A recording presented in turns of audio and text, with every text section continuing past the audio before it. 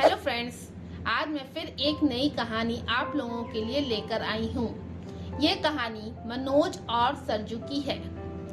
एक गांव में मनोज और सरजू नाम के दो भाई रहते थे। सरजू बहुत ही छोटा था जब उसके माता पिता ने दुनिया को अलविदा कह दिया था। सरजू को पालने के कारण मनोज छोटी सी उम्र में शादी कर लेता है। दोनों पति पत्नी मिलकर सरजू का लालन पालन करते हैं। जहां मनोज अपने पिता के अनाज के कारोबार में दिन रात मेहनत करता था, वहीं उसकी पत्नी सीमा घर के साथ साथ सरजू का भी पूरा ध्यान रखती थी। ऐसे ही वक्त गुजरता गया और फिर एक दिन। सीमा, सरजू कहाँ है?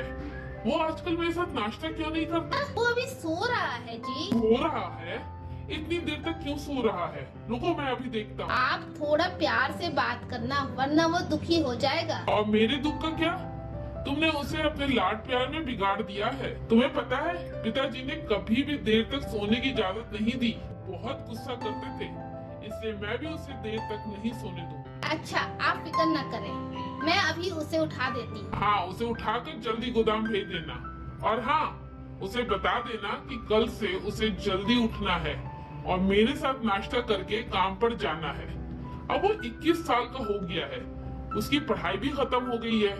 उसे अब मेरे साथ काम में लग जाना है। मनोज अपनी बात कहकर वहाँ से अपने काम पर चला जाता है। सीमा सरजू के कमरे में जाती है। सरजू, उठ जा जल्दी से। हाँ भाभी, उठता हूँ ना, जल्दी क्या है? तेरे भैया गुस्सा कर रहे थे, कहा है जल्दी नाश्ता करके दुकान आने के लिए। अब तुम्हें अपने भाई के बिजनेस में मदद करनी होगी। पर भाभी, मैं अभी ये सब नहीं करना चाहता हूँ।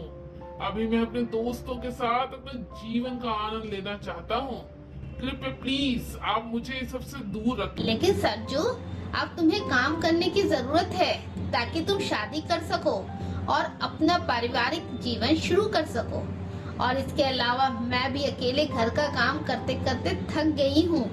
अब मुझे भी अपनी देवरानी चाहिए। भाभी प्लीज, अभी मुझे ये सब नहीं करना। अभी मुझे अपने दोस्तों के साथ मस्ती करनी है। मुझे ये सब जिम्मेदारी नहीं लेनी है। सरजू उठकर वहाँ से चला जाता है। सीमा भी अपने घर के काम में लग जाती है। अगले दिन शाम में। ये तुमने आए दिन क्या नाटक बना रखा है सरजू? मैं कुछ समझा नहीं भैया। सरजू, तुम पूरे 21 वर्ष के हो चुके हो। हमारा इतना बड़ा अनाज का व्यापार है, आखिर तुम मेरे साथ गोदाम में क्यों नहीं बैठते? भैया, मेरे खेलने कूदने की उम्र है ये। मेरा अभी काम करने का बिल्कुल मन नहीं है। सरजू, माँ और पिताजी के जाने के बाद तुम मेरी जिम्मेवारी हो। मैं नहीं चाहता कि तुम दिन भर ऐसे ही आवारागर्दी करते रहो। कल को मुझे तुम्हारा विवाह भी करना है। सीधे सीधे क्यों नहीं कहते भैया कि माँ और पिताजी के जाने के बाद मैं आपको बोझ लगने लगा हूँ? सरजू की बात सुनकर मनोज क्रोधित होकर बोला, अपनी जुबान को लगाम दो सरजू। तुम अपने बड़ों से बात करने की बिल्कुल तमीज भूल गए हो क्या? सरजू मनोज की बात को नजरअंदाज करके क्रोधित होकर घर से बाहर निकल गया।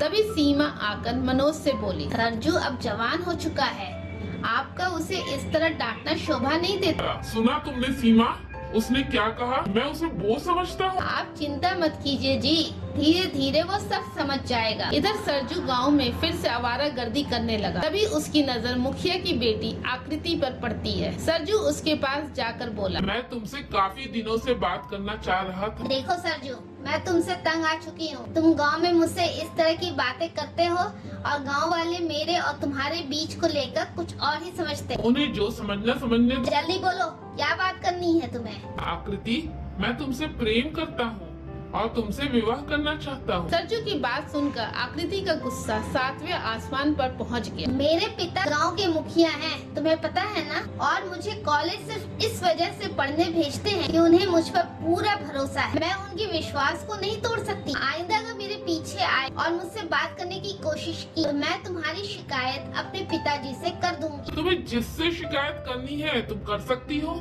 अगर तुम्हारे पिताजी गांव के मुखिया हैं, तो मैं भी कोई कम अमीर नहीं हूँ। तुम्हारे पिताजी जैसे को खरीद सकता हूँ मैं। इतना कहकर सरजू भी वहाँ से चला गया। शाम को जब सरजू घर आया तो उसने देखा कि मुखिया उसके भाई मनोज के पास बैठा था। ये मैं क्या सुन रहा हूँ सरजू? अब तुम आवारागर्दी करने के साथ साथ लड़कियों को भी छेड़ने लगे? मैंने किसी को नहीं छेड़ा भैया। मैं मुखिया जी की बेटी से प्रेम करता हूँ, उसे विवाह करना चाहता। प्रेम करते हो? प्रेम शब्द का मतलब ही समझते हो तुम? अब मनोज, मेरा ख्याल है मेरे जाने के बाद तुम सरजू को समझा देना।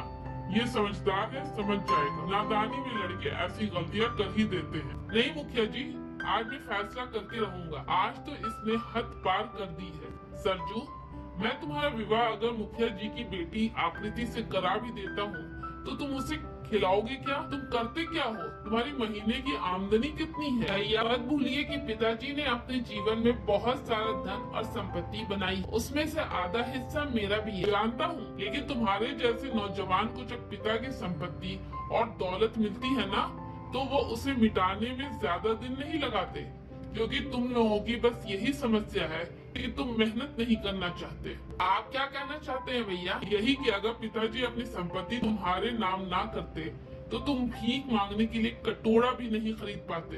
पिताजी की संपत्ति की हक की बात करने से पहले एक बार ये तो सोच लेते कि पिताजी के काम में तुमने कितना हाथ बटाया है। अगर ऐसी बात है तो मुझे पिताजी की संपत्ति भी नहीं चाहिए, न ही मुझे घर चाहिए। मैं घर छोड़कर जा रहा हूँ। मेरी बात सुनो सरजू, मुझे कुछ नहीं सुनना।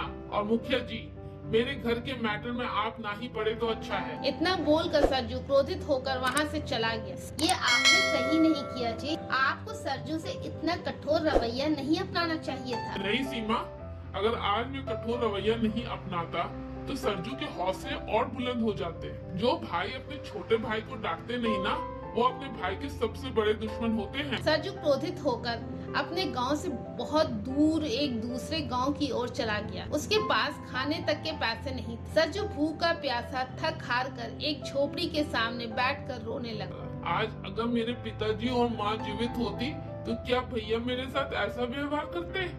मेरे इस दुनिया में कोई नहीं है। तभी उस झोपड़ी से एक युवक निकलता है। कौन हो तुम और मेरी झोपड़ी के बाहर तुम क्यों रो रहे हो? मेरा नाम सरजू है।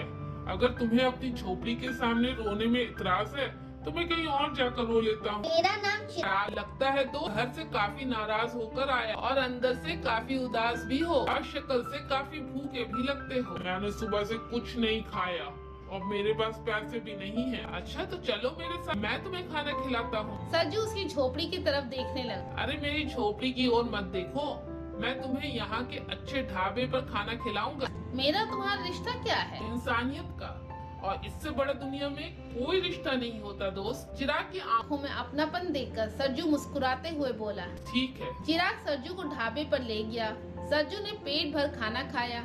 खाना खाने के बाद वह दोनों झोपड़ी में वापस आ जाते हैं। तुम करते क्या हो चिराग? कुछ नहीं दोस्त, कुछ भी छोटा मोटा काम मिल जाए कर लेता हूँ। छोटा मोटा काम? कहीं तुम चोरी वगैरह तो नहीं करते? अरे नहीं नहीं, छोटा मोटा काम से मतलब है छोटी मोटी मजदूरी। मेरी झोपड़ी को देखकर ये तो तुम समझ ही गए होगे कि ये झोपड़ी एक गरीब की झोपड़ी है। बचपन में ही माता पिता छोड़कर चले गए, तब से मैं अकेला ही हूँ। जब तुम्हें अपनी झोपड़ी के बाहर अपने माता पिता को याद करते हुए देखा तो मुझे अपने माता पिता याद आ गए। एक समय मैं भी अपने माता पिता को याद करके बहुत रोता था। अब क्या मैं तुम्हारी झोपड़ी में तुम्हारे साथ रह सकता हूँ? ये भी कोई पूछने की बात है? मेरी झोपड़ी में 2 ही चारपाई है, एक हमेशा खाली पड़ी रहती थी। शायद ये तुम्हारे लिए ही है। सरजू चिराग से बात करते करते सो गया। अगले दिन अब अगर तुम्हें कोई एतराज ना हो दोस्त, तो क्या अब मैं भी तुम्हारे साथ मजदूरी कर सकता हूँ? मजदूरी? तुम और मजदूरी? देख सरजू, तुम्हारे कपड़े देखकर ही मैं समझ गया कि तुम कोई अमीर घराने से ताल्लुक रखते। तुम्हारे हाथ बता रहे हैं कि तुमने आज तक कभी कोई भारी वजन नहीं उठाया। तुम रहने दो। अब नए काम को लेकर मेरे भैया ने मुझे ताना मारा है। मैं भी काम कर सकता हूँ, मैं तुम्हारे ऊपर बोझ नहीं बनूंगा। सरजू की बात सुनकर चिराग मुस्कुराने लगा। दोस्त, मुझे तुम्हारी बातों से लगता है कि तुम पढ़े लिखे हो। चलो मैं तुम्हें अपने गांव के मुखिया से मिलवाता हूँ। उन्हें पढ़ा लिखा कर्मचारी चाहिए था। मुझे पूरी उम्मीद है कि तुम इस अवसर का लाभ जरूर उठाओ। दोनों लोग फिर मुखिया के पास जाते हैं। मुखिया सरजू से बात करते हैं और फिर कहते हैं, सरजू कल से तुम काम पर आ जाना। जी शुक्रिया मुखिया जी। दोनों लोग खुशी खुशी वापस आ जाते हैं। उस दिन के बाद सरजू रोज चिराग के साथ काम में चला जाता था। कुछ ही दिनों में वे दोनों गहरे दोस्त बन गए, मगर सरजू कभी कभी अचानक उदास हो जाता था। ये तुम अचानक उदास क्यों हो जाते हो? अगर तुम्हें घर की याद आती है तो तुम चले क्यों नहीं जाते? नहीं, मैं अभी नहीं जा सकता। अभी मुझे बहुत मेहनत करनी है। मैं चाहता हूँ कि मैं इस काबिल बन जाऊँ कि मेरे भैया और भाभी को मुझ पर गर्व हो और गांव के मुखिया सामने से अपनी बेटी का रिश्ता लेकर आए। उधर सरजू के घर पर पता नहीं कहाँ होगा सरजू। मुझे पूरी उम्मीद थी कि वो गुस्सा ठंडा होते ही वापस आ जाएगा। पता नहीं कहाँ रहता होगा, क्या खाता होगा, उसके पास कुछ पैसे भी थे या नहीं। हाँ सीमा, मुझे भी बहुत चिंता होती है।